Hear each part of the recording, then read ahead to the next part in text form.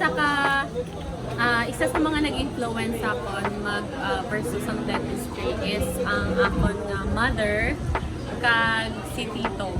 Kay si mother, ano siya daw, frustrated dentist. Kaya wala siya nakakuha sa course. Tapos si Tito naman, siya ang mag-pursue sa dentistry.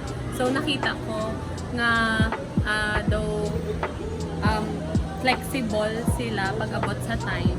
Kag daw flexible sa time kag daw hindi ka bala, wala ka sang boss.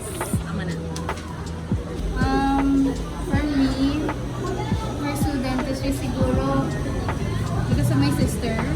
Kaya ang sister ko daan is a dentist already in Aklan. So, yeah. Yung influence niya ako to take dentistry.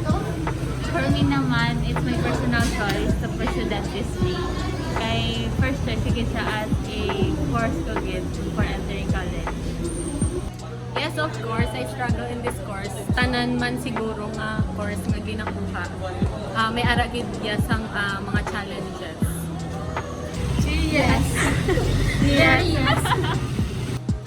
Okay, so isa sa mga first kong ang ginahimo kung ga-struggle ako is syempre prayer. Kay una gid na dapat bago ka magsalig sa self mo. Pag ang next is gina-encourage ko man ang self ko nga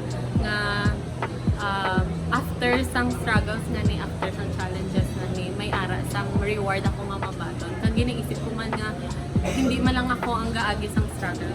So kung kayang sayang iba, kaya ko man. Na-overcome ko siguro with my support system, my friends. When help kami each other sa mga laboratory. For example, may ma-breakdown like me right now, charot. Na, for example, sa patient, like in clinics, dapat may friends ka din nga may mag-support mo for may runner, for example. So, pag-abot sa struggling between sa ACADS kag social life, though hindi gid masyado ang muna ka-complicated kay hindi man ko masyado sa social life. And hindi man ko masyado palalagaw or pala party, so okay lang. Sakto lang.